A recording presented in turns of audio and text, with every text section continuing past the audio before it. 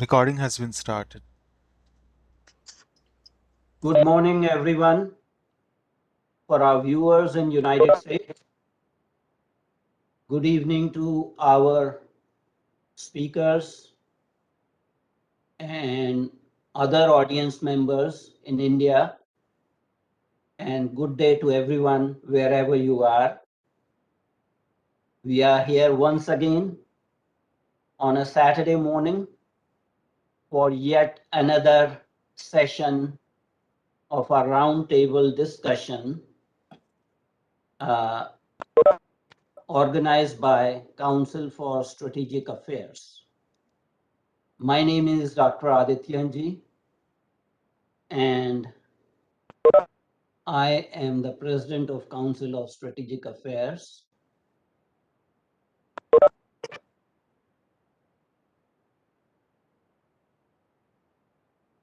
We have a very interesting session today. We will be talking about Kautilya's Arthashastra, strategic lessons. Before we start the actual program, let me tell you a little bit about Council for Strategic Affairs. Council for Strategic Affairs imparts education in the field of international relations. CSA fosters discussion, dialogue, and debate on geopolitical issues. CSA encourages strategic studies in general to raise the level of awareness. CSA also aims to contribute towards world peace and prosperity. So we have monthly roundtable discussions on second Saturday of each month at 10 a.m. Eastern Daytime. We have a monthly guest lecture by a domain expert. We also organize symposia, meetings, and conferences. We promote publication of articles on geopolitics and related subjects. And we have recently started a summer internship program for college students. So those of you who registered through Eventbrite probably saw this flyer with the topic and our distinguished panel members, and I will introduce them soon. So this is the topic today, Kautilya's Arthashastra. And of course, that's the flag of India, and I put it there because Kautilya is related to India's history. And of course, that is the current map of India from mapsofindia.com. This is another map of India, and I put these two maps for comparison, because the next map I'm going to put shows you map of India during Maurya dynasty, during times of Chanakya. May I interrupt, please? Please, Kautilya. I cannot see the map. There's something on top of it. Could you just remove that? Okay.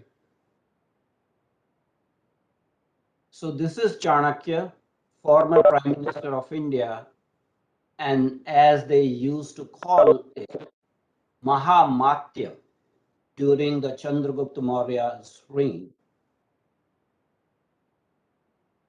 So in the roundtable discussion today, we have three expert panel members, and they are Sumedha Varma Ojha, Aditya Satsangi, and Colonel Harjeet Singh.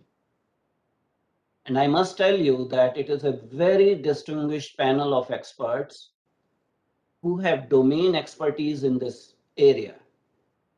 And it's going to be highly educational session. As CSA promotes education in the field of international relations, I personally thought that my own knowledge about Chanakya's Arthashastra is very deficient.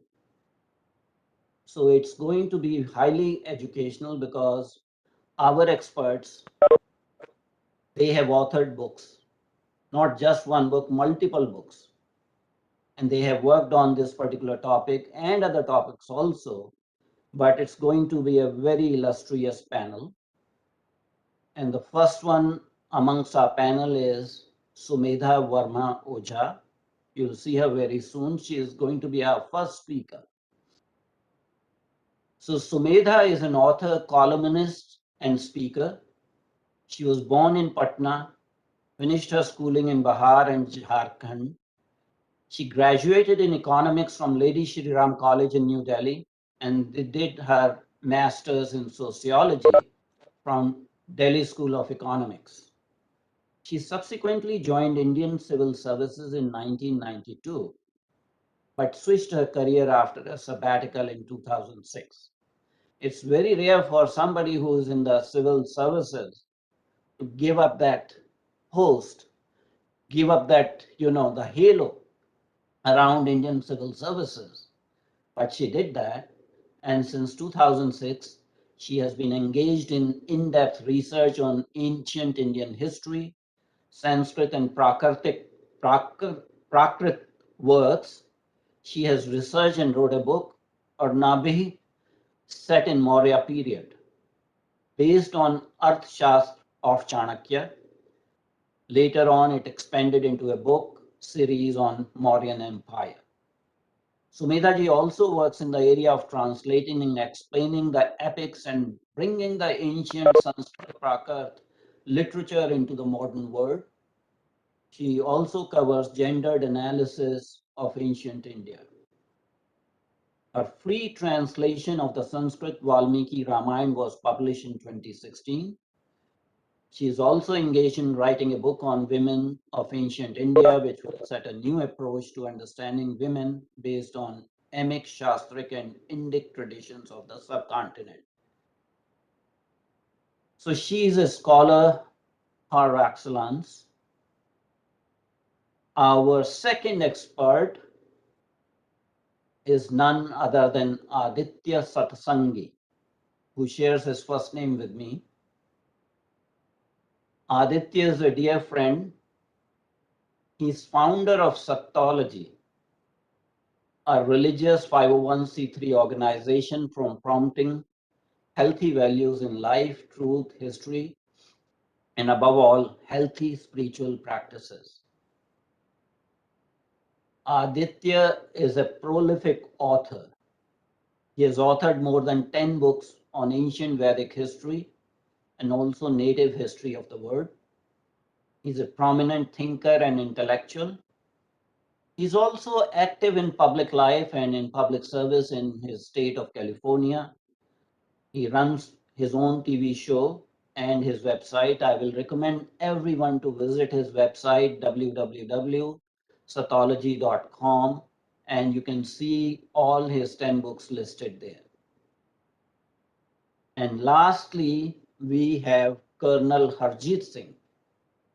And Colonel Harjeet Singh has been on our forum before also.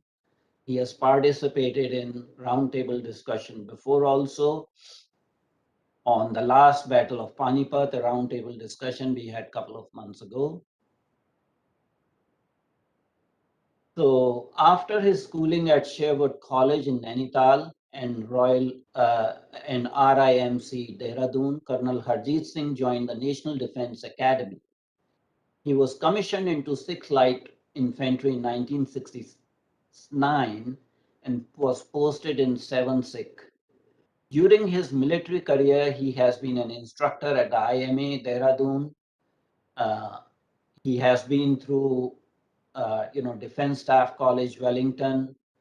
In 1980, he was posted as brigade major of 2 different infantry brigades at Chandi Mandir and Udaipur. He has been through various postings, directing staff at the Defense Services Staff College in Wellington, a short tenure at Rashtriya Rifles. He took early retirement in 1998 and moved to United States, and he holds 2 master's degree, MSc and MPhil in Defense and Strategic Studies from University of Madras. He has written many articles, monographs, reports dealing with defense and strategic affairs. He is well known in military circles for his erudition. He has written more than 50 books. And in fact, one of his books, Cannons versus Elephants, the Battle of Panipat, he discussed that, in his last roundtable discussion. He is widely traveled. He has visited more than 50 countries. My words are not enough to describe his scholarship. So I will quickly move over and sort of start our program. But before we start with our guests, experts, there are some housekeeping rules. Please mute yourself to avoid noise interference. Please change your cell phone setting to vibration mode. Please do not try to interrupt our esteemed speakers. Only those members of audience who identify themselves openly will be allowed to pose questions. We do not allow anonymous questioners. All the questions have to be sent through the chat function, and then subsequently we read them. Please be very specific and precise in asking a question. Don't send a lecture or a monologue in the form of questions. Lastly, we are recording this event. It will be later available on our YouTube channel as well as on our website. And each of the speakers and our distinguished panel experts will have 15 minutes each. So we'll have 45 minutes of their presentations followed by Q&A. We'll be extending a little bit more than our usual time. But I think you'll bear with us because we have an eminent panel of distinguished experts. So without further ado, I invite Mrs. Sumedha Varma Ojha, our first distinguished expert, to take the floor. Sumedha ji, the floor is yours. Kindly unmute yourself. You are muted. My apologies. Namaste to all. Thank you, Dr. Adityanjee, for that introduction to CSA, for the introduction to all the panelists. And I will also start without more ado, because this is a very important topic, an area which I have been researching for decades. And I am so glad that you have brought up the study of the Arthashastra in the context of modern geopolitics, in the context of modern strategic goals, because this seems to be missing in most of our calculations today. As a bureaucrat, I have had occasion to speak to many bureaucrats about why the Arthashastra is missing from our strategic calculations, and the answers are not acceptable. So it's a good beginning to start discussing the Arthashastra. So I will take you into the universe of Kautilya, the universe of the Arthashastra. I will be using the original Sanskrit terms in the Arthashastra because I am a votary of reading the original, understanding the original, and using the original. So, but I will also have, of course, English translations and English explanations. To start with, let us see who was Kautilya. From where do we know about Kautilya? From where do we know about the Arthashastra? Because I think if we are to use this compendium, we need to have a bit of a comprehensive knowledge about it. So who was he and from where do we know of him? There is a very, very old Paishachi Prakrit work called the Bad Kaha, which is at least 2600, 2800 years old. So there are mentions of Chanakya and Chandragupta in this compendium of stories. Later on, we have sources repeating the same stories in Tamil, in Marathi, in Nepali, some Sanskrit compositions. Then you have Jain sources, you have Buddhist sources, and you have the Mudra Rakshas, which is a Sanskrit play of the 4th century. And the Mudra Rakshas actually gives us what is the very common normal view of Chanakya, because it was from there that the Amar Chitra Katha on Chanakya picked up all its stories. So this is from where we know about Kautilya. He is most closely associated with Chandragupta Maurya, seen as his teacher, his acharya, his mentor, and the person who decided to uproot the Nand Empire and bring the young Chandragupta onto the throne and sow the seeds of political unity in the Indian subcontinent. Now on to the Arthashastra. What is the Arthashastra and from where do we trace it? It is very commonly said in normal narrative that the Arthashastra was lost. And it was found again by R. Shama Shastri in 1909, published it in Sanskrit, and in 1915 in English. Now, I am not very sure about this lost terminology, because lost to whom? The Arthashastra and its principles have been enshrined right from the Mahabharata. We have its mythical origins from Lord Brahma and Shankar Bhagwan. And then you have historical character, historical people. Or there's some disturbance somewhere. And you have some people who can be historically documented, who have also written on the Arthashastra. The compendium itself mentions at least 12 to 15 other schools of thinking and discusses all of them before giving his opinion. So the Arthashastra is something which talks about Arth, Dharma, Arth, Kam, Moksha. So it talks about Arth, which is prosperity. It talks basically about Palan, to hold on to whatever prosperity you have, and Labh, which means to increase that prosperity. So this is how, and for Chanakya, for Kautilya, it is Arth which is at the basis of everything. And how is this entire thing organized? It is organized by the organization of a state. So the Arthashastra explores the formation of a state, the reasons why it is formed, how it is headed, what are the constituent elements, and again, if that state exists in the world, then how will this state interact with all the other states in the world. Before going on, I must repeat this fact that getting lost is something which we should not accept, because there are now pieces of research being done on how during the Vijayanagar kingdom, during the time of Shivaji Maharaj, the principles that are enshrined in the Arthashastra are very much in use. Some people are doing a lot of research on this, and we hope to see results of that very soon. So if we want to talk about the universe of the Arthashastra, what does it look like? There is a state. A state is needed, because otherwise the big fish eat the small fish, and there is no prosperity and peace for all. So when the state comes into existence, it is analyzed as consisting of 7 elements. This is what is called the Saptanga state. And although we are not exactly looking at the Saptanga state, we are looking at something else, but I will have to give you a little view of it. Is it visible?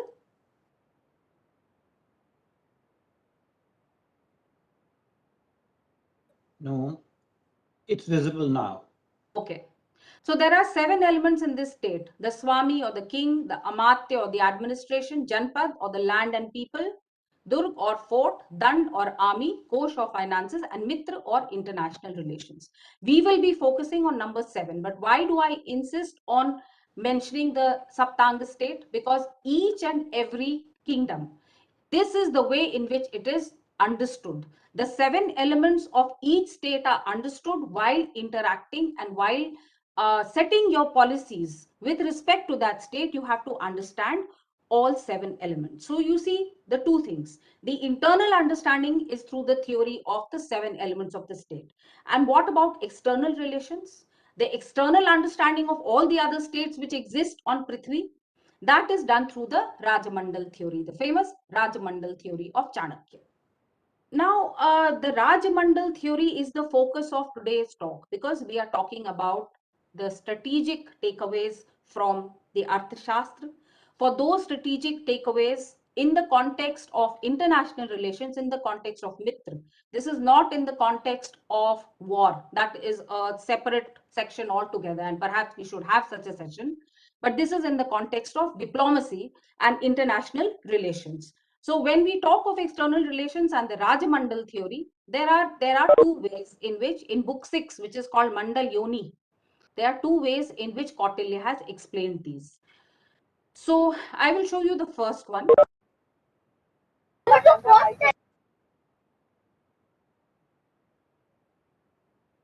Now, in this understanding, there are 12 states. And please don't take these as, entities. Take them as relations.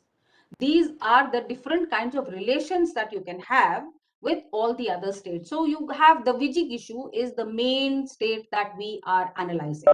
That Vijigishu is the would-be conqueror. Now, the conqueror in earlier days would actually mean a conqueror. Today, what does it mean? It means somebody who is able, a country which is able to reach its objectives, its foreign policy objectives, its geopolitical objectives. It is able to calibrate the risks and take advantage of the opportunities. That is what we would call the Vijigishu or conqueror to be. One who is focused completely on the national interest of the country, and the national interest of the country consists not in the interest of the king. I will have to make this point here because a number of foreign commentators have the habit of saying that the concept of Indian kingship is very selfish and the state and the king are the same. It's like Louis XIV, that I am the state. It is absolutely not so. In particular shlokas in book 2, it is very clearly mentioned that in the interest of the people lies the interest of the king. And that is what the Vijigishu always looks at and looks for. So these are the 12 relations or the 12 kind of kingdoms which are supposed to exist in the Rajamandal. However, I will not be focusing on this because, in my opinion, the other formulation of the Rajamandal is a much more interesting and much more important one for today's world. So I will now show you the other formulation.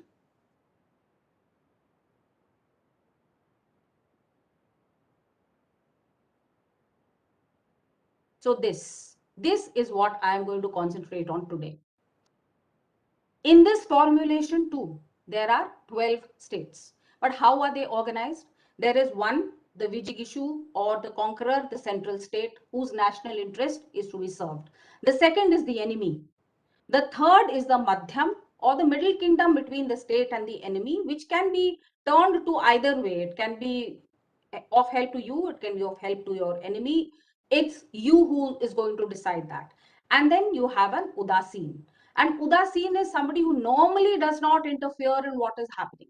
It is a very strong kingdom. It is the strongest kingdom which lies far outside. What is the important thing which I feel makes Kautilya very pertinent to today's world? It is these alliances. Because what does one group consist of? It consists of the Vijigishu, his Mitra as in his allies, and the allies of his allies. So it's a kind of loose alliance.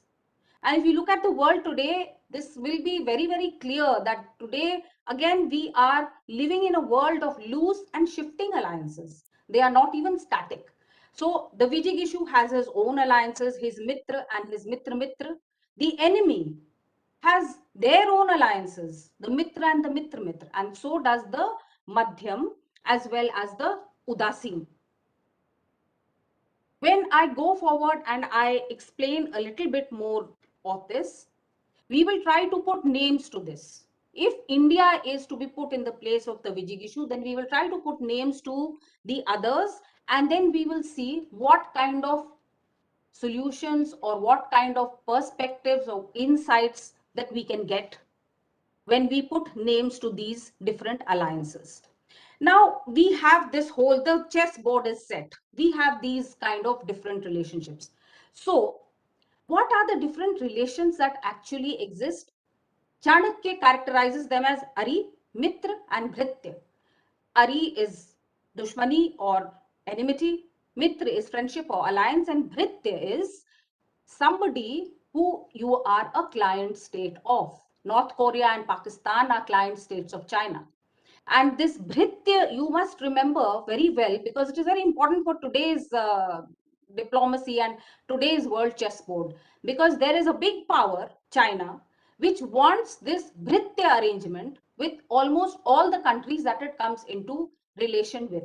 The differences between India and China often arise because China wants India to behave more like a Bhritya than a Mitra. So these are the three broad kind of relationships that occur, that can occur. And depending on these are these alliances of enemy, Mitra, Madhyam, Mitra. All these depend on this Ari, Mitra and Bhritya. Now we have understood the kind of relations. So what kind of foreign policy is there? What about the foreign policy? Foreign policy I will share a different screen now, or I guess I will share this one. Shard. Now, these are the 6 measures of foreign policy. The 6 measures of foreign policy are Sandhi, Vigraha, Asan, Yan, Sanshray, and Vedibhav. Sandhi is peace, Vigraha is hostility, Asan is remaining quiet, Yan is fighting, as in a war, Sanshray is seeking shelter, and Vedibhav is a combination of Sandhi and Vigraha. So when is Sandhi, there are also specific descriptions of when all these things should be followed. So when should Sandhi be followed? Sandhi should be done when one is weaker than the enemy. It is forced on us because of comparative weakness, but it is a temporary measure which is to be abrogated when one has grown in strength. Vigraha can be simply defensive or actively offensive. Does this remind anyone of our NSA's policies of offensive defense? When I read the Arthashastra and I listen to the speeches of Sri Doval, the parallels seem to me to be very obvious. And Vigraha, when he explains things in his way and the way in which they have been put in the Arthashastra, there is a total parallel between this. Offensive defense, it can be used if you are stronger than the enemy, and therefore in the case of Pakistan, the use of this kind of vigraha, this kind of hostility has yielded very good dividends in the past few years. Asan is used when both states are equal in power and you're waiting in the hope that the enemy becomes weaker. If you are very strong and you really want to achieve something, you go to war. I don't know how far that is true today, because they even very, very powerful states are not able to achieve their aims through war, but then it is definitely a measure. Sanshray is asking for the protection of another state, and it is done only if you are much weaker.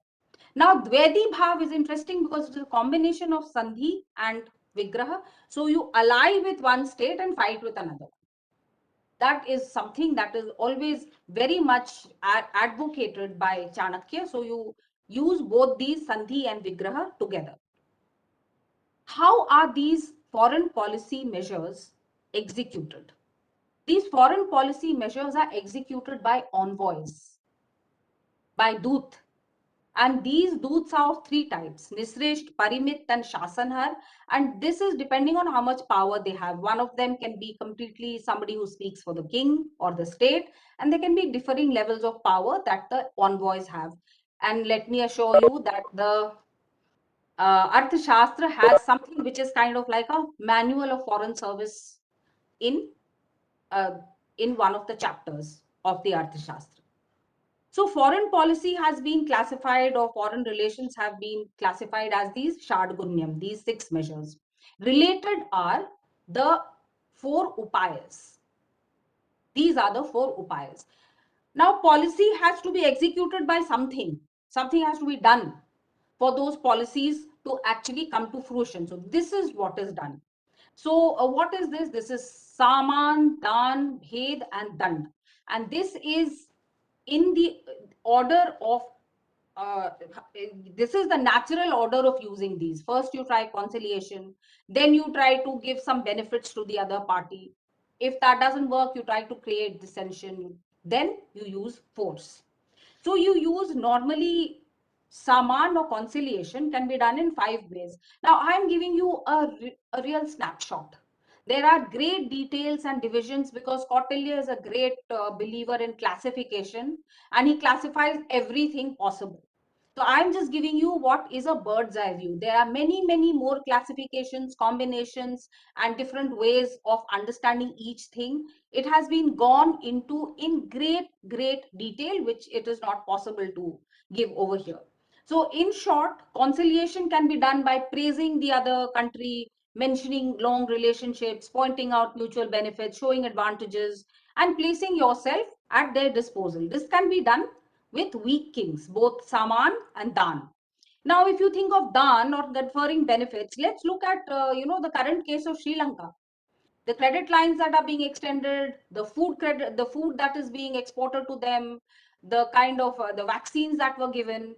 Look at India's vaccine diplomacy with African nations, or the kind of, for example, between 2002 and 21 to 25 African countries, $11 billion of aid was given. So this is done. Bhed is creating apprehension, confusion through the use of spies, through the use of the fifth column, through the use of media. And today, Bhed is a huge, huge problem for all of us because of the proliferation of technology, proliferation of social media, of all kinds of media. So this kind of creating apprehension and creating confusion in the populace, something which has become very easy. And Dand is force. It is use of the army.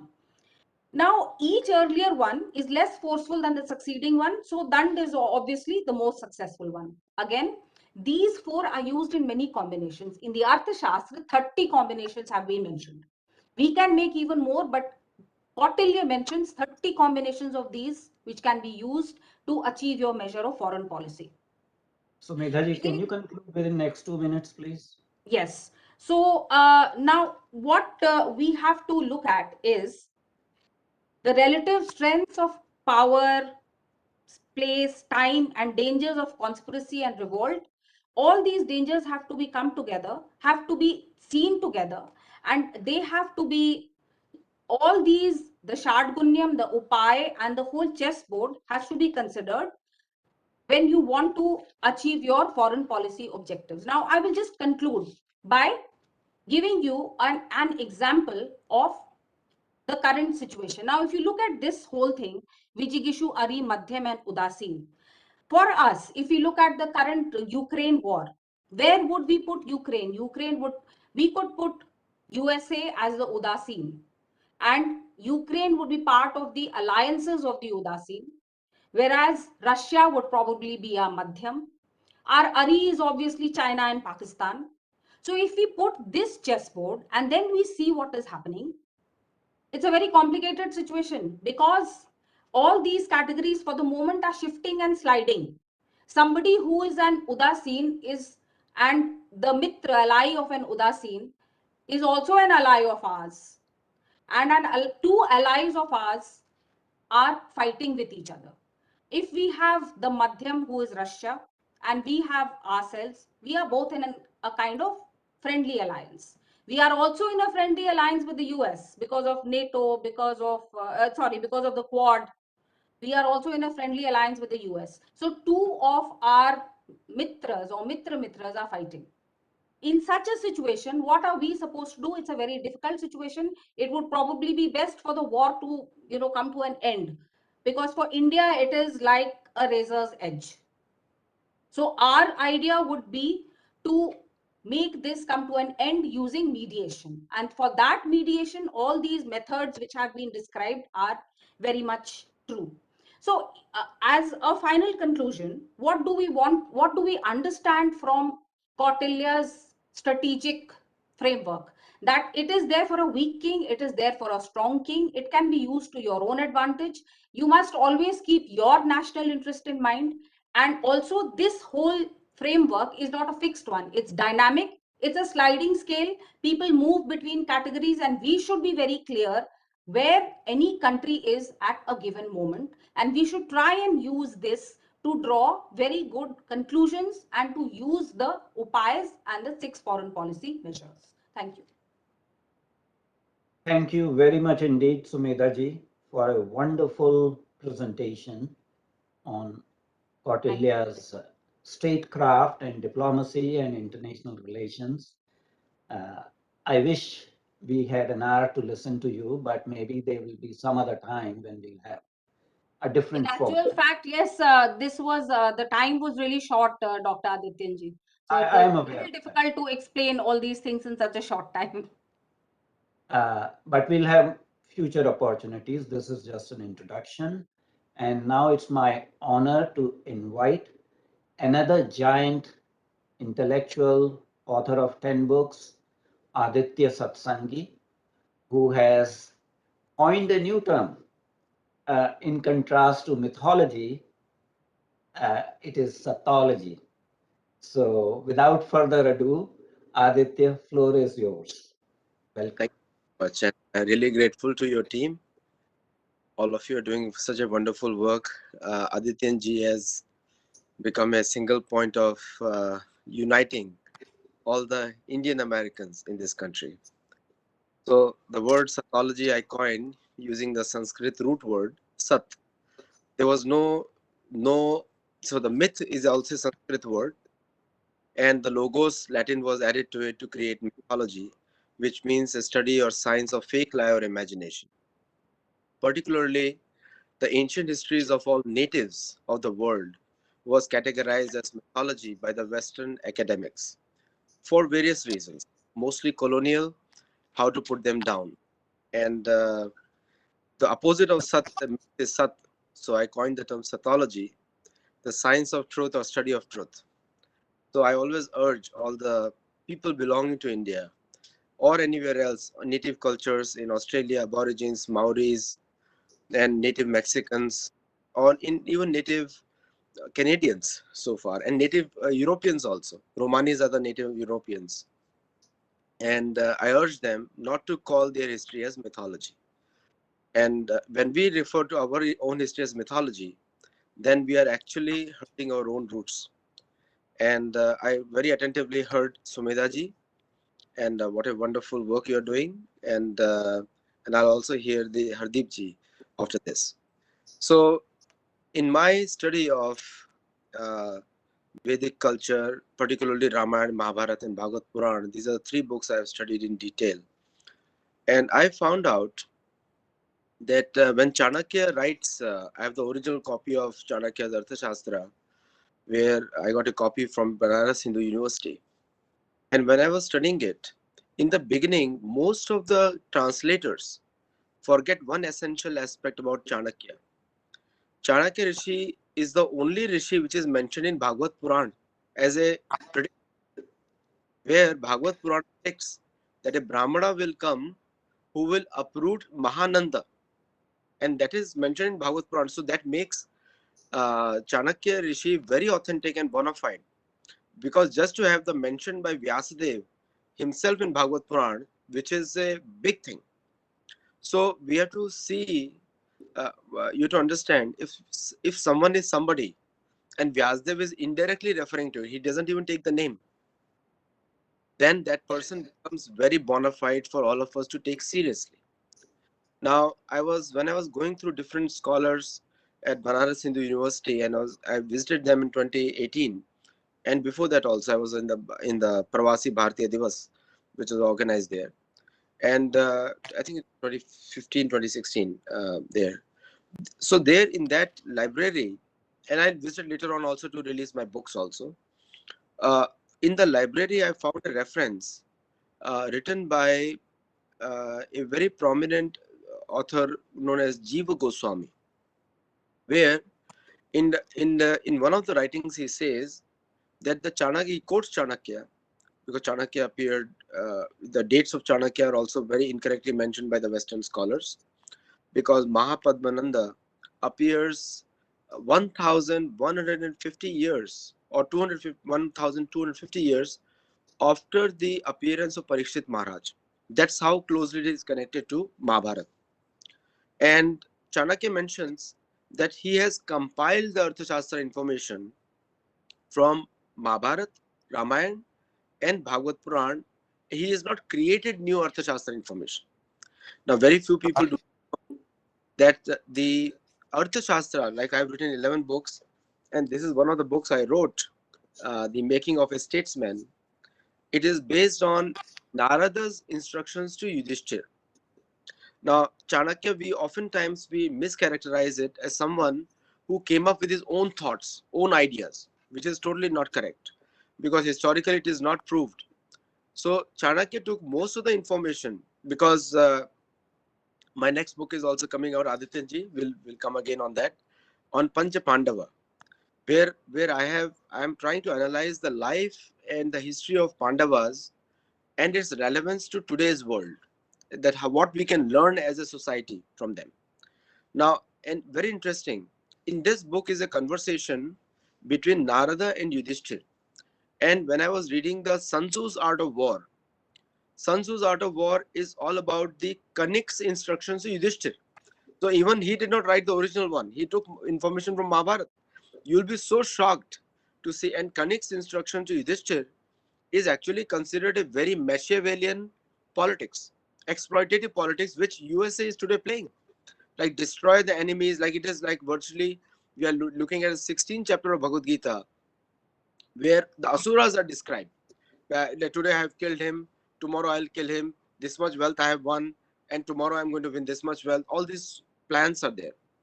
So the if we look at Chanakya from a very independent point of view, we'll never understand Chanakya. Because see, if I have to understand somebody, I have to know what that person stands for, what is he does, what are his views, and what kind of life he lives. And if you look at Chanakya's lifestyle, see, as an author, I get into who, what, when, where, and how. These are the 5 questions I try to answer. If I look at the life of Chanakya, Chanakya was a teacher par excellence, and also he was very renounced. Even though he was the prime minister, he did not take salary from Chandragupta, even though Chandragupta was his own creation. And he stayed outside the boundaries of Chanakya, of Chandragupta's main city. And so his whole emphasis was on guidance and not be getting influenced by the money that comes from the state. And that's how he was able to give an independent advice.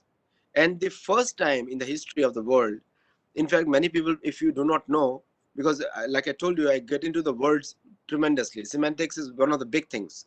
Because if you understand the language, then you can understand the mindset also. The English word Pyrrhic victory has Sanskrit origin, connected to Chandragupta Maurya.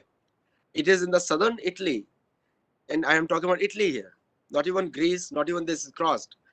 The elephants were brought in because the Pyrrhic War, when happened, the conquest of Rome, which was a direct influence of Mauryan Empire after Chandragupta, of Chandragupta's son, that supply of elephants. And they won Rome ultimately because the elephants were never used in Italy before and in that part of the world. And those elephants came from the Chandragupta Maurya Empire. So this is the first instance of the global implementation of the Vedic philosophy, especially in the war fighting and political supremacy. And we also know that Chandragupta Maurya instituted a global currency system, and like Yudhishthir, because Yudhishthir also had a global currency system, which I have researched a lot. One of my book is on the life of Yudhishthir, because we have always considered him as a weak king. But here we see Chanakya using the information from Narada's instructions to Yudhishthir to create the political treatise. Now, one thing Narada tells to Yudhishthir is that I am not going to advise you on Arthashastra, because Dharma, Artha, Kama, Moksha, which is considered a Purusharth in our society, there is a very important instruction that if Dharma doesn't lead to Artha, and Earth is not used back in Dharma, then the Earth becomes the cause of Kama, which is the entire Arthashastra, if you look at from this point of view, then Arthashastra is meant to increase the collective conscience of the society towards the ultimate good of society, which is moksha from karma bandhana. And without that, the Arthashastra doesn't, because Arthashastra means that so it is not just a political treatise or economic treatise or a taxation treatise like people refer to it. It's a collective wisdom of all aspects of social life, including the taxes, including the life of a king, including the duties of the population. So it combines aspects of Manusmriti, which is I'm going to write a book on Manusmriti because it is grossly misunderstood in future by many people. And it is the whole organization of society for collective good, but with the ultimate goal of moksha. This is the original thought of Chanakya. So when he taught Chandragupta Maurya from different aspects, he collected different shloka, like he even includes from Yajurveda the mathematical sciences. So one of the things which comes out to me from about the Kautilya is that the Kautilya we have to understand in totality, not just from the economic point of view, not just from the foreign relations point of view, not from the point of view of spycraft, because Kautilya is very much against Kanik's instructions to Yudhishthir. Kanika wanted to make Dhritarashtra, he advised Dhritarashtra that how to destroy the enemies, especially the Pandavas, completely by using all kinds of means. And in the end, Dhritarashtra, who is a disciple of Vyasadeva, himself rejects Kanika. But when I see the Chinese author Sun Tzu's copying verbatim the entire book, I'm on a show. First time I'm accusing in a public forum that Sun Tzu's art of war is despicable from the point of view of niti, dharma, and also the betterment for everyone in the society. And it contrasts completely with Narada's instructions to Yudhishthir. So, if you want to give proper credit to Chanakya Rishi, then I must say that Chanakya Rishi has balanced all sides of economics and politics and international diplomacy, whatever he spoke about over there, including taxation and including the organization of society and the armies. This has to be taken in totality with the ultimate goal that we produce the best outcome for the population that we are governing. And normally, if you look at the Western society, we all live in USA, and if you look at from the American point of view, we see the socialism is very much contested. But when you look at Kautilya Arthashastra, where the state's responsibility is balanced socialism, so not only promote the individual liberties and the individual enterprises, but also the state's responsibility to serve as a balancing act in the welfare of the every single citizen of the society. So I will stop here. I know you have a time limit here. I'll give back you the time, Adityanjee. Thank you for giving me the opportunity. Thank you very much indeed, Aditya And all good things actually come to an end soon. So your talk also, presentation came to an end soon. It was very informative. And as I said, this is a roundtable discussion. We have participants, experts in our roundtable discussion come back again to our various events. So maybe for a longer presentation, and we always keep that in mind. So now it's my honor and pleasure to invite Colonel Harjeet Singh to talk about strategic lessons from Arthashastra. He is a military man and he has authored more than 50 books. He has been on our CSA forum before when he talked about Third Battle of Panipat. So it's my honor and privilege to give the floor to Colonel Harjeet Singh. Kindly unmute yourself, Colonel sir.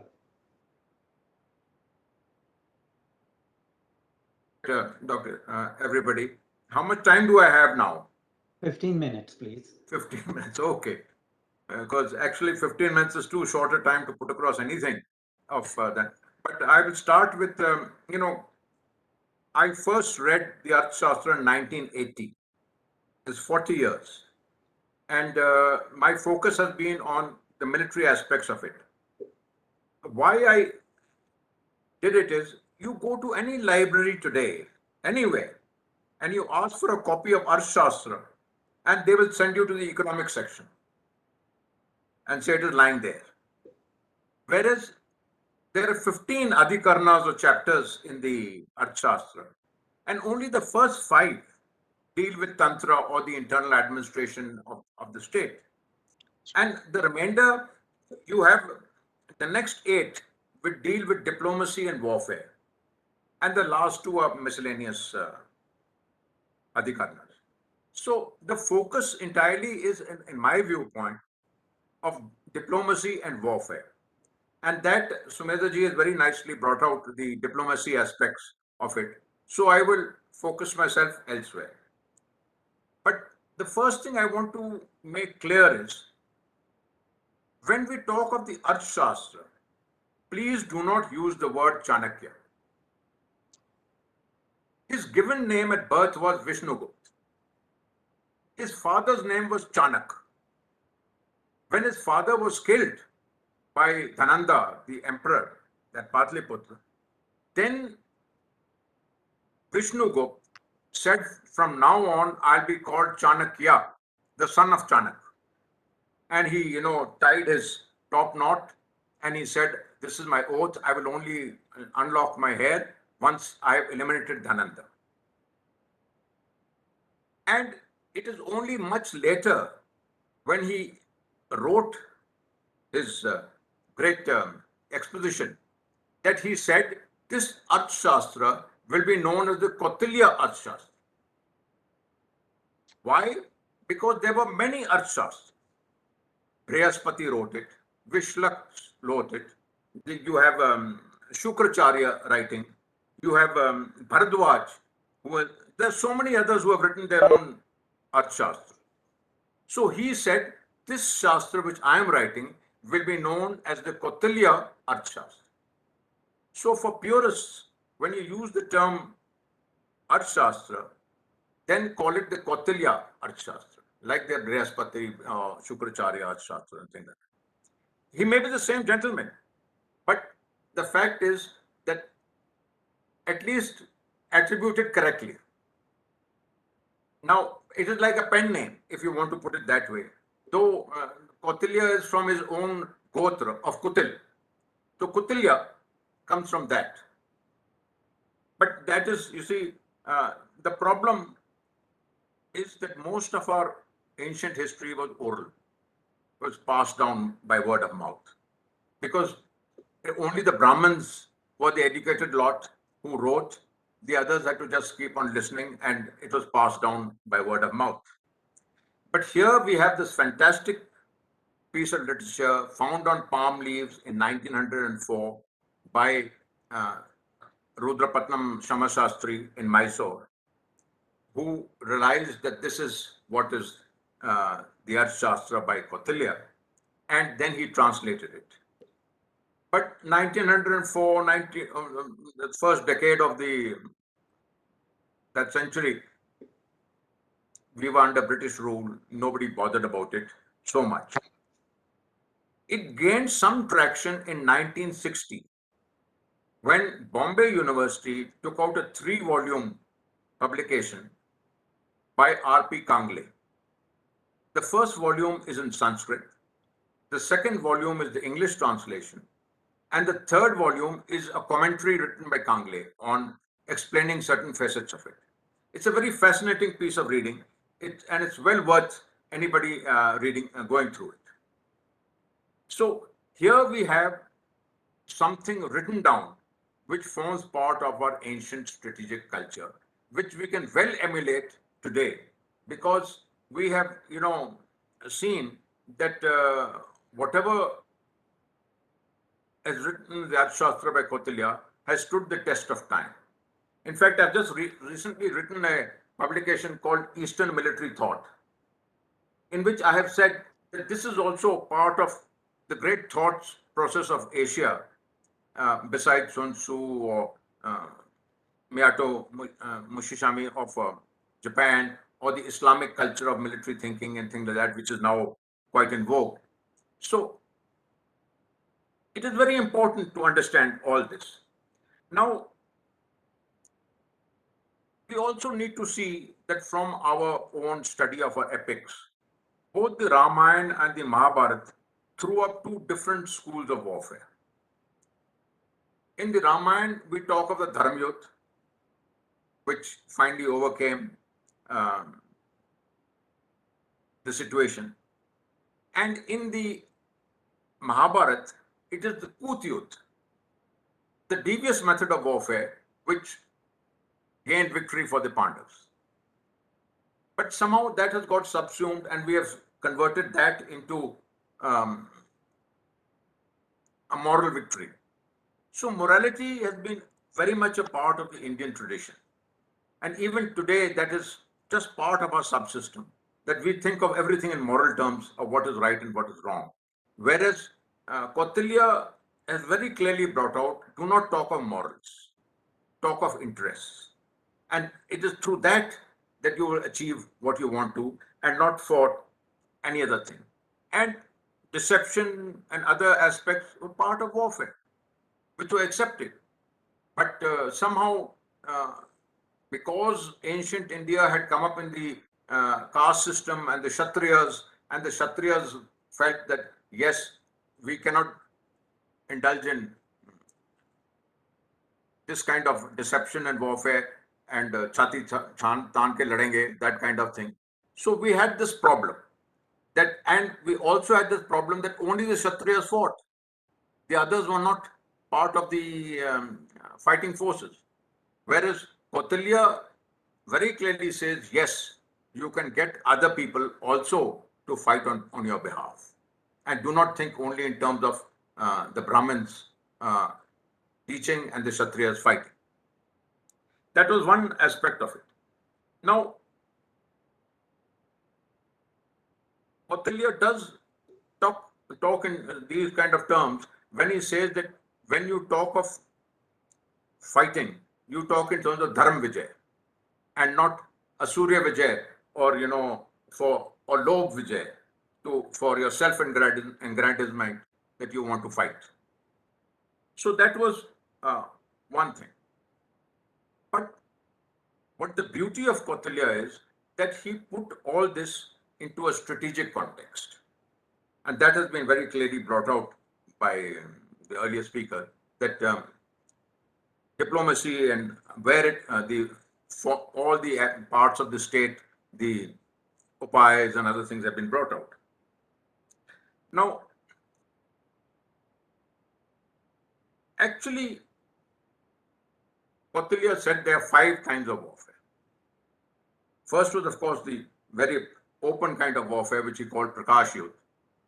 Then he said there is Kuti Yudh, which is concealed warfare through deception, devious methods, or whatever. Then there's Mantra Yudh, which is done by diplomacy. And then you have Buddhi Yudh, which is secret warfare. And finally, you have Tufnim Yudh, which is silent warfare. And today, if you want to extrapolate, you can say cyber warfare and all that is part of Tufnim Yudh, which Kautilya had already examined in his time and said these possibilities exist of fighting in other ways than an actual battlefield.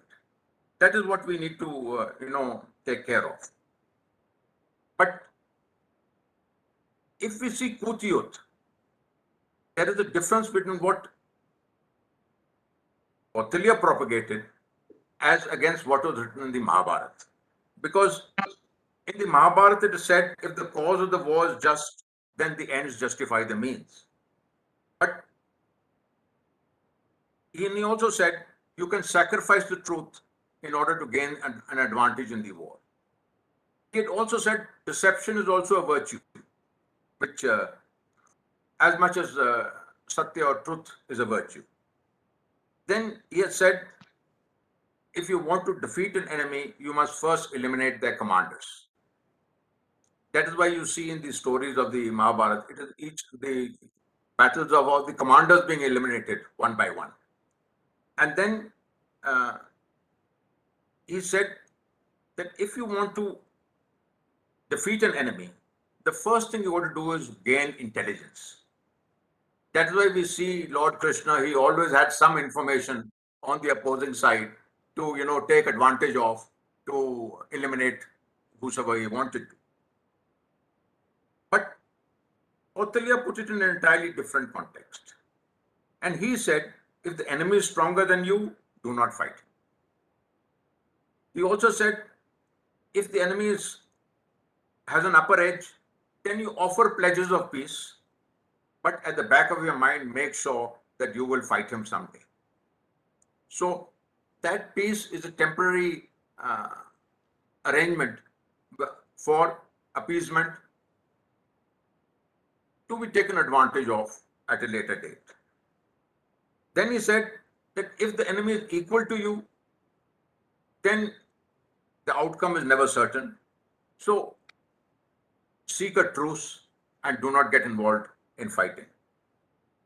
And then the most interesting thing is, he said, was if the enemy is an old enemy and he's a virtuous enemy, then you never trust him, you never spare him.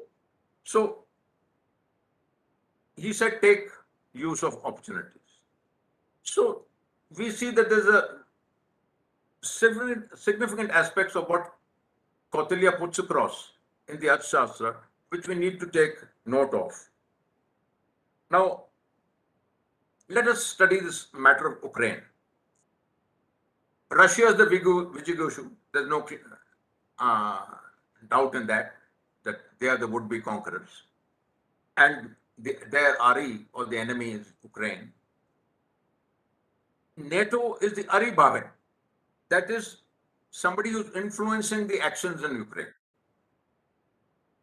And now if you see the upays from that point of view, Russia did try all four: Sam, Dan, Ved, Dan. How? First, when it tried Sam, if you see in 2014, there was the Minsk agreement, in which he said, let's make an agreement and come to some conclusion. That did not work. Then Russia tried TAN. They gave $1.5 billion as a loan to Ukraine, that you can set your economy in order. That also did not work. And then finally, they tried to do Bhed. The Bhed is through their occupation of the Donbass region to create it, and Crimea. And now finally, even when that did not work, have they come down to done. So you got to see it in, if you see it in Kautilyan terms, any war follows this pattern by and large. Nobody goes to war just for the sake of it. The next aspect is that, a lot of comparison is done between Kautilya and Sun Tzu. But there are two marked differences. Sun Tzu said all warfare is based on deception, which was not Kautilya's case. And the second thing was, Sun Tzu had said that the acme of skill in fighting is to win without fighting. Whereas in Kautilya's time, because of the Kshatriya tradition, any Kshatriya said, no, I have to fight and win. So the idea of fighting or gaining victory without fighting was something which never appealed to Kautilya, if you want to put a criticism of his somewhere. Then Kautilya is also compared to Clausewitz. Now, Clausewitz had propagated something called total war, that nations can go to war to the absolute extreme. Whereas in Kautilya's case, that was never the idea. He said, yes, you can go to war, but you never go for total war. In between, you have got to find some safeguards to have measures, either through peace treaties, through alliances, or whatever other, to bring the war to a halt. Because ultimate aim is not destruction of a country, but to win over whosoever you want to. So my 15 minutes are up, and I hope I had more time to explain more on these aspects. But if there are any questions, they'd be welcome. Thank you very much indeed, Colonel Harjeet Singh. I feel very guilty for organizing this roundtable discussion because we have a limited time. I am pretty sure we will come back to our distinguished experts in a different forum with more time, I do promise you. So you will be coming back to Council for Strategic Affairs. Now we move on to question and answer session. Before I start question and answer session, there was a couple of generic comments. Yes, a video recording would be available within 24 hours. You'll be able to access it on the Council for Strategic Affairs YouTube channel. And you should be able to see from, as soon as the recording started, even if you missed something. The next issue is that questions have started to come in the chat box. So please keep your questions very specific, and I will read the questions one by one. I just want to make one comment. People said that, Kautilya's Arthashastra was somehow neglected or something like that. I can tell you that two neighboring countries, Bangladesh and Pakistan, they include Kautilya's Arthashastra in teaching and training of their bureaucrats. And this is not something new. This has been going on for a very long time. Unfortunately, the same was not true in India, and Sumedha being a former bureaucrat, would be able to tell what level of training of India's civil services from what year onwards included Kautilya's Arthashastra. I know the current government is putting an emphasis on it. So I just wanted to highlight that issue because in personal discussions from, bureaucrats from Bangladesh and Pakistan, it became very obvious that emphasis on teaching Kautilya's Arthashastra from the inception of Pakistan and inception of Bangladesh. So I just want to make that observation. There is one generic question from Mr. Vibhuti Jha, who is a dear friend, and that is addressed to all the panelists. And this question may have been asked or answered partially. Despite so much of knowledge and wisdom, practical, pragmatic, and possible, why did Hindus and Sanatanis lost, or if I paraphrase, India lost or failed to protect and defend ourselves? We are alive, but millions were butchered, colonized, etc., etc. So we are revisiting the history, despite having all this knowledge about not only statecraft, but art of the war and morality of the war. Where did we fail? I know Colonel Harjeet Singh partially tried to answer, that may not be the whole thing. So let's start in sequence with Sumedha ji. Sumedha ji, what would you like to I say about? think it's internal dissensions which have been our problem, and our inability to consider our united comprehensive national interest. So somebody is angry with a neighboring king. Even at the time of Alexander's whirlwind would-be invasion of India, there were people who colluded with him. So the people who colluded with him, and then they helped him to establish satrapies, Greek satrapies, which were, of course, removed immediately once Alexander went back and he died on the way. But the thing is that internal dissensions, according to me, played a very big role. But I do feel that this is a very large question, because it takes into account, or it would need to take into account, at least 1,000-1,200 years of history. So I wish that there is some proper research focused on this question, because off the cuff answers can just be, a time pass. We need research on this subject. We need to collate all our defeats. And I remember Dr. Adityanjee attending one of your roundtables where one of the defeats was discussed in great detail and lessons learned from it. So I think we need to do this on a very, very large scale and then come to some very evidentiary kind of conclusion. Off the cuff, general answers will not be very helpful. They only seem to me to be a lament.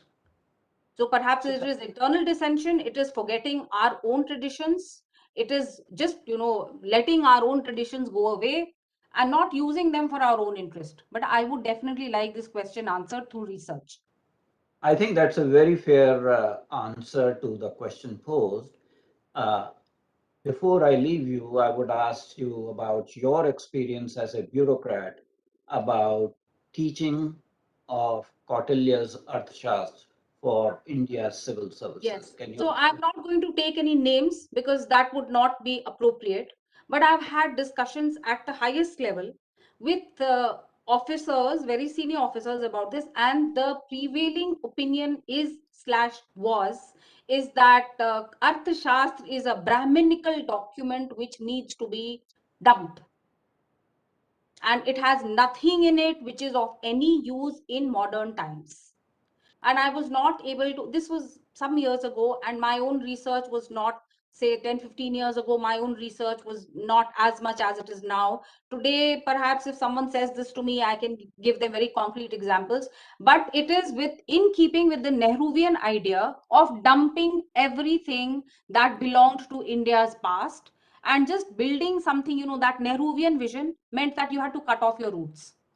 And you had to be something that was not connected with your past and your roots at all. So that, I think, was at the back of the mind of everyone. And I am now in discussion with the Vivekanand Foundation also to revive the Arthashastra. They have been doing some work on it. It is making a comeback, but there was an attitude away with the old and bring on the new. All that is old is useless, which we know is not correct. Thank you, Sumedha ji. I'll pose the same question to, I'm coming serially to all the three panelists. So Aditya ji, what is your response to the question asked by Vibhuti Jha, that despite having all this practical knowledge, wisdom, statecraft, military craft, where did we make an error and lost independence and loss of life successively? No, very good question by Tijaji. And that's what we do at Sathology. We are rewriting the history and publishing many books and articles. Now, in my discussions with many scholars on this topic, first of all, the real history of India was never told. We are still studying the Macaulay's version of history in most of the government organizations and all the organizations which actually convey the point of the Indian viewpoint. But the Indian viewpoint is largely missing. Like, for example, Islamic invasion to India, even the Alexander invasion to India. Now, in my first book, I wrote Alexander the Mouse, and I spoke in the Greece, Athens University. In Athens, I spoke that lecture, my first lecture. There were riots outside the university because I called Alexander the Mouse because he never invaded India. He came to India with 40,000 soldiers, and he was pushed back with only 500. So whether it was a victory or a defeat, he was injured by an Indian arrow, 2-meter long arrow, and he died in Basra, which is near Baghdad in Iraq. So Babylon, they call it. So the real history has never been told. The real history of the strength of the Hindus and the Indians who fought against these conquerors never told. The real spread of the Maharaj Ranjit Singh kingdom, who also used Arthashastra. From Kabul to Ladakh, that was his kingdom, and never told. So the problem is that we have not been told the good stories of our good kings. We have been told only the stories which make us feel we are inferior. Like, for example, Bharat Sone Ki Chidiya. Now everyone says, all Indians say it. Now we do not know who said it and why they said it and who said it to whom. It was told by Persian invaders to their soldiers so that they get motivated to attack India. Now they did not say Sone Ka Sher, but when they attacked India, they found so much resistance in Rajasthan and western parts, including today's Panchanat Desh, which is called Punjab. So till the time we do not tell the real history, we will not give real credit to our history also. And the identity, the future nations are built on correct history. So the so many Indian heroes, like South India has more than 60 kings which I've recorded, who have fought against the colonial invasion. India is the only country which defeated European invaders in a straight military fight. Maharaj Marthand Verma in 1741, he defeated the Dutch in a straight naval fight. Nobody talks about it. So and we all mentioned the Saragrahi, the British, the 6 soldiers who fought against 4,000 Afghani attackers.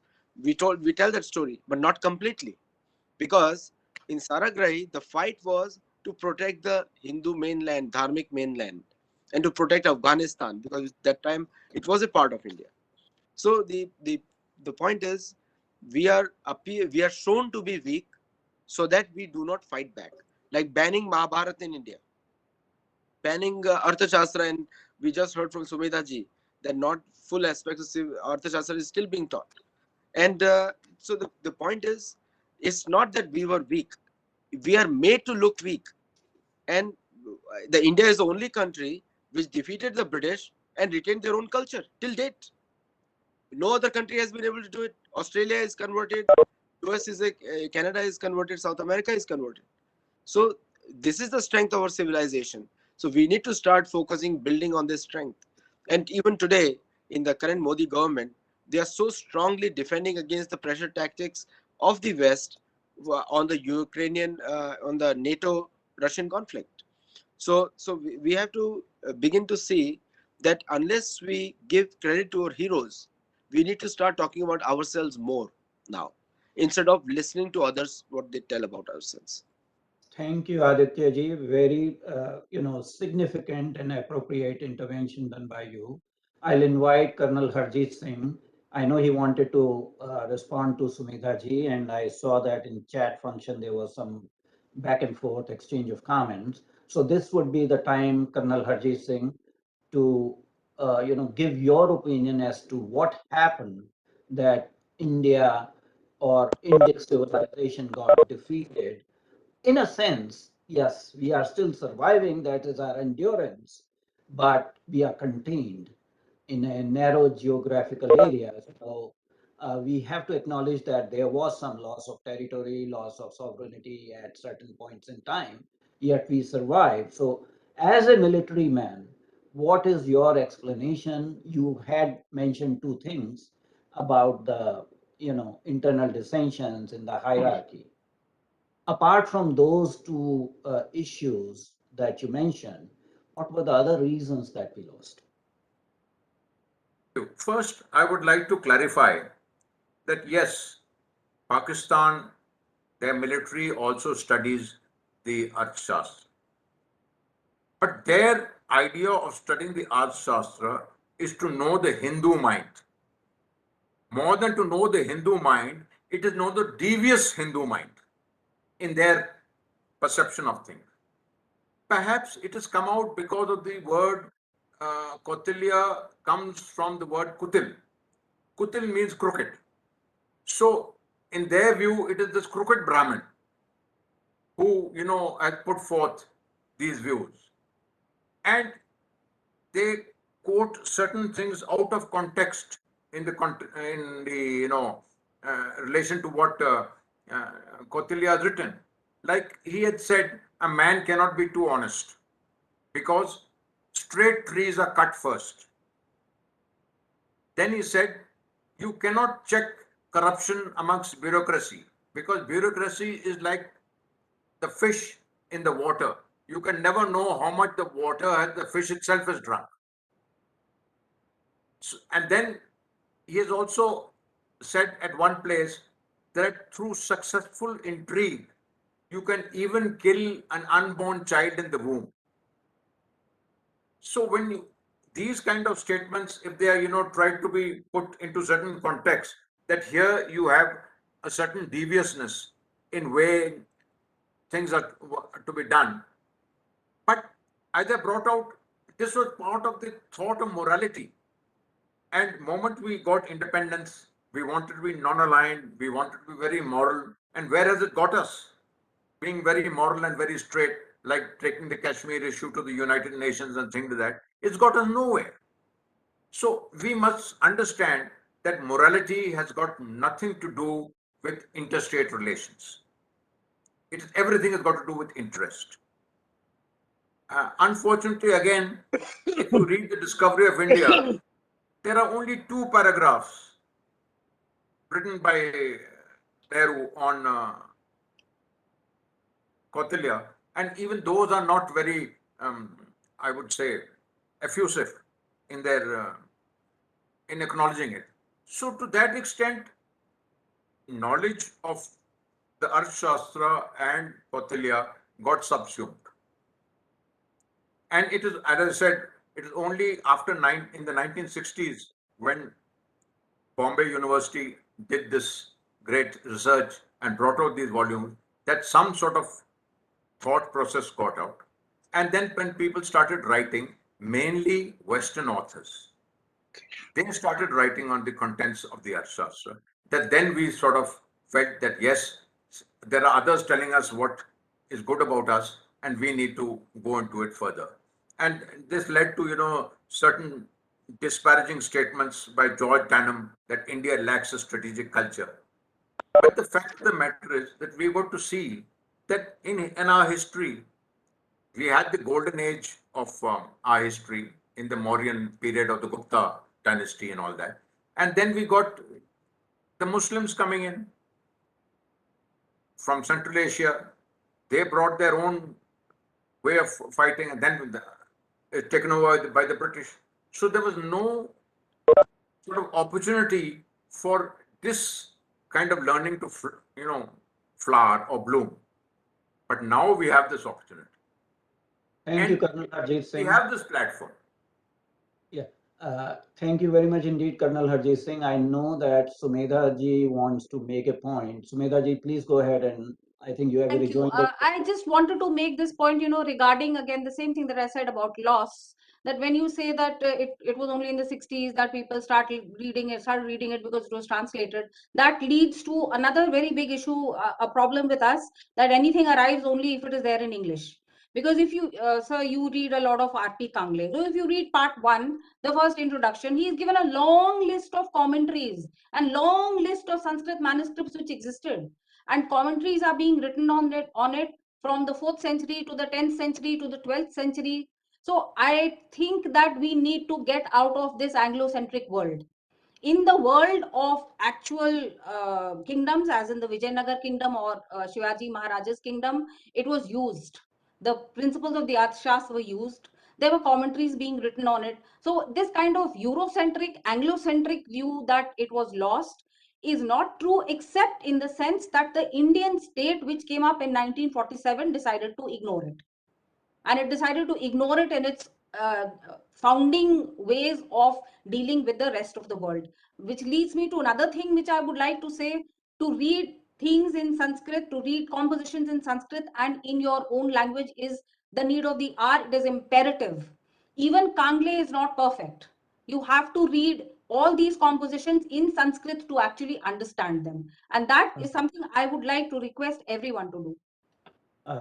Thank you, Sumedha ji. You have made your point, and I don't see much kind of, if you look at all the three experts who are portraying their point of view, they are basically saying that we have to go back to the basics and we have to go to the original sources without any influence, guilt trips, or, humiliation imposed upon us by others, outsiders. So we have to go back there and, sort of reclaim that part of our history and imbibe it and internalize it in today's modern world, because these cognitive concepts are not, dormant, and they are applicable at any point in time when you have human interactions and human civilizations.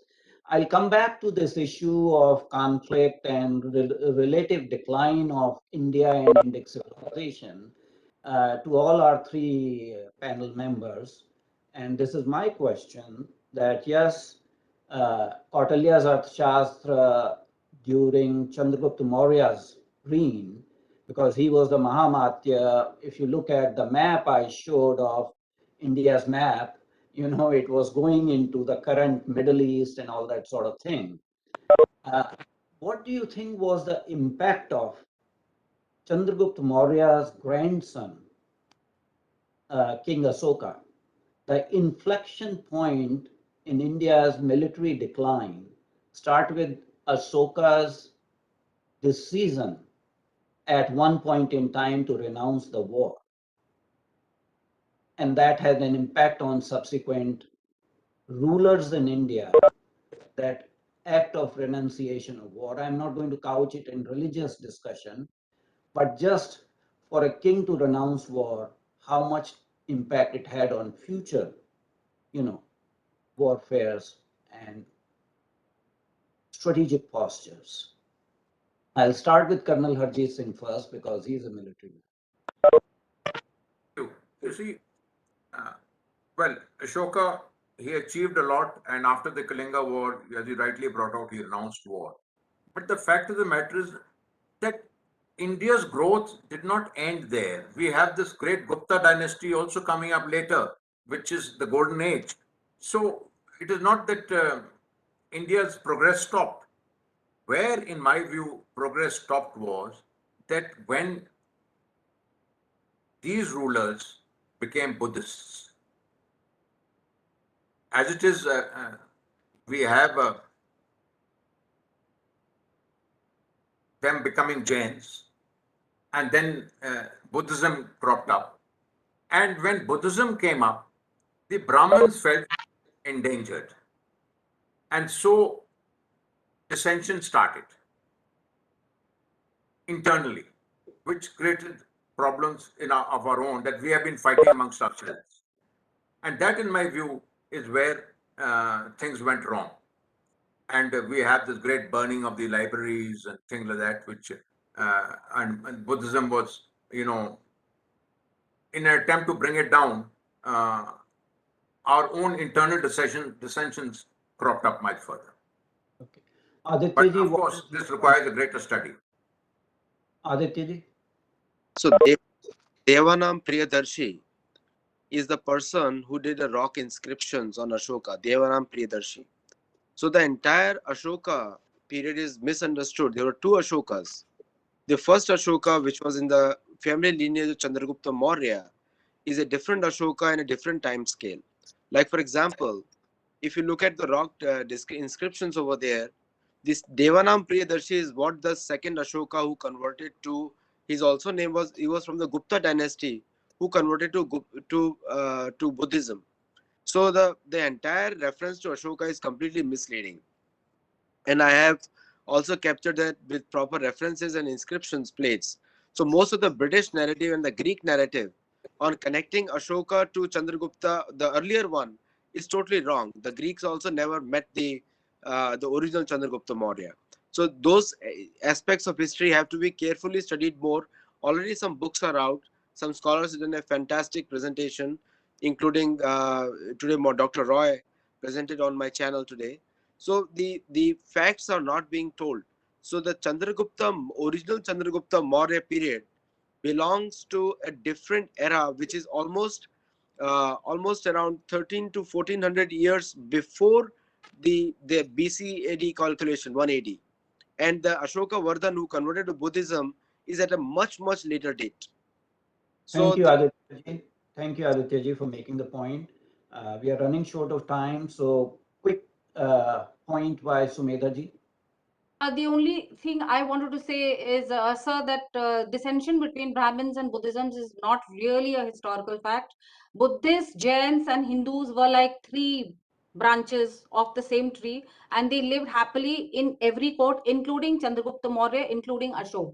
Ashok used to also give his patronage to Hindus, Buddhists, Ajiviks, everyone. The whole idea of Ashok as this great Buddhist, great king who threw away everything, it has been promoted by Western Indologists. Sanatan Dharma, Hinduism, and Jainism have never been in conflict. If you read any of the plays or any of the compositions of the time, there has not been any dissension. And the big libraries which were not burnt by people from India, but by Islamic hordes which came from outside. They were the ones, Bakhtiyar Khilji, etc., who burnt all those big Buddhist libraries. It was not due to internal dissension. So this whole thing of building up Buddhists in opposition to Hindus is something which has been done by Western academicians, and I, in my own research and work, I'm doing a lot, trying to bring it out, trying to bring out the facts which present the truth that they lived in harmony. Thank you very much indeed, Sumedha. I am highly thankful to all three distinguished experts, panel members today. As I said, that Council for Strategic Affairs, promotes education in international relations and strategic studies. We want to increase the level of awareness, and today's roundtable discussion was a small effort in that direction. It doesn't mean that this is going to be the only effort or this is going to be the last effort. We are going to continue to pursue some of these subjects. We'll continue to invite our great panelists for future lectures and other forums to expound on their point of view. I do agree that there is need for further research, further scholarly research, and not just research, but imbibing and internalizing the results of those research into the current policies that we had somehow given up post 47 in a particular ideological framework. So as the time is running short, I'm highly thankful to our audience members who have taken 1.5 hours of their Saturday morning for this panel discussion. I'm also deeply thankful to our expert panelists, and I would also thank Team CSA, especially three individuals Mr. Rapudaman Pachori, Mr. Ankush Bhandari, and Mr. Rajiv Verma, who are the people who toiled, who do the background work for making these, discussions, these distinguished lecture series possible. So my greatest thanks to them. We have another session, a distinguished lecture series in month of April, and we will be making that announcement very shortly. Thank you, everyone. It was a very lively, very enriching discussion, bringing us back to our roots, back to the wisdom that we had and somehow did not carry through, either wholly or partially for whatever reason. But time has to come back to reclaim that history, reclaim that wisdom, and make sure that the nation state is strong. Thank you very much indeed. Namaskar. And we Namaskar. shall meet Thank once you. again.